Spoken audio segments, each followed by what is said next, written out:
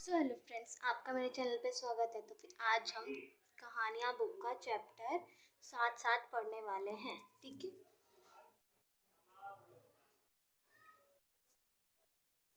मुनिया खेलकर घर लौट रही थी। अचानक उसे लगा जैसे उसके पीछे कोई है। उसने मुड़कर देखा, पीछे कोई नहीं था। वह डर गई और तेज चलने लगी। मुनिया जब भी पीछे मुड़कर देखती उसे कुछ नहीं दिखता। वह हांफते हुए घर पहुंची। उसने माँ को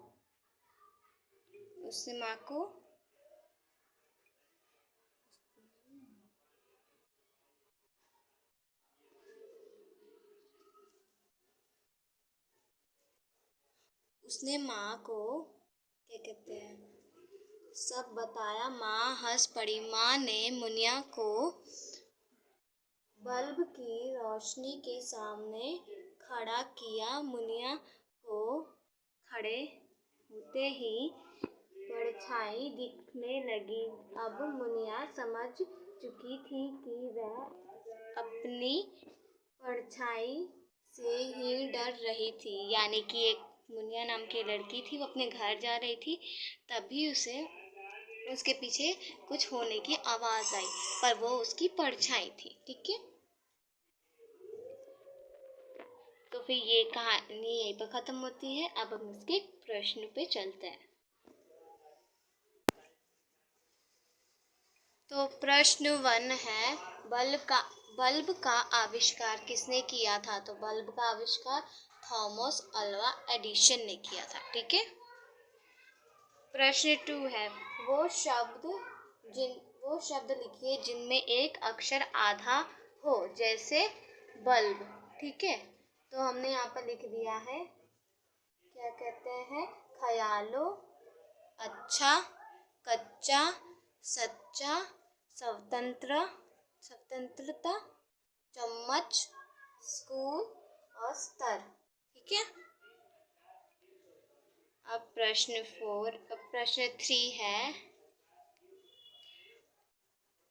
जैसे बल्ब की रोशनी के सामने खड़े होने पर मुनिया की परछाई बनी, वैसे ही और किसके सामने खड़े होने पर परछाई बनेगी? लिखिए। तो फिर यहाँ पर हमें बताना है, जैसे मुनिया को बल्ब की परछाई दिखी, तो वैसे ही हमें और किन किन की परछाई हमारे पास दिख सकती है। तो हमने यहाँ पर लिख दिया है, दिया और मोमबत्ती के सामने रहेंगे तो भी परछाई दिखेगी, चांद की रोशनी के सामने रहेंगे तो भी दिखेगी, और फिर यहाँ पर सूरज के सामने भी रहेंगे तो भी दिखेगी। ठीक है। तो फिर ये रहा आपका प्रश्न 3। ठीक है। उसमें थोड़ा साफ नहीं दिख रहा था, इसलिए ये रहा। हो गया। अब प्रश्न 4 पे। प्रश्न 4 है, उल्टे अर्थ वाले शब्द लिखे, यानी कि विलोम शब्द। ठीक है। पीछे, आगे। ठीक है, एक सेकंड। पीछे, आगे, धीरे मतलब तेज, धीरे, और फिर ये क्या, हंसना, रोना। ठीक है। रोशनी, अंधेरा, अपनी और पढ़ाई। ठीक है। और डर, निडर। ठीक है। प्रश्न 5 है, आपको कब कब डर लगता है और क्यों लगता है? तो हमें यहाँ पर वो लिखना है, आपको कब कब डर लगता है और क्यों लगता है। तो यहाँ पर हमें लिखना है कब कब लगता है, और यहाँ पर लिखना है क्यों लगता है। ठीक है।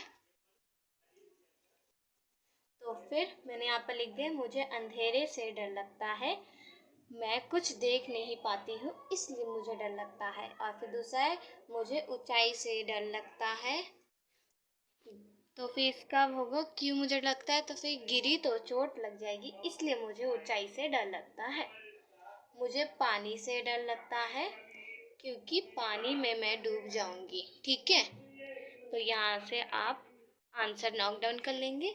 हमारी आज की ये चैप्टर यहीं पर ख़त्म होता है। अब हम आपसे मिलेंगे अपनी नेक्स्ट वीडियो में। तब तक के लिए बाय बाय।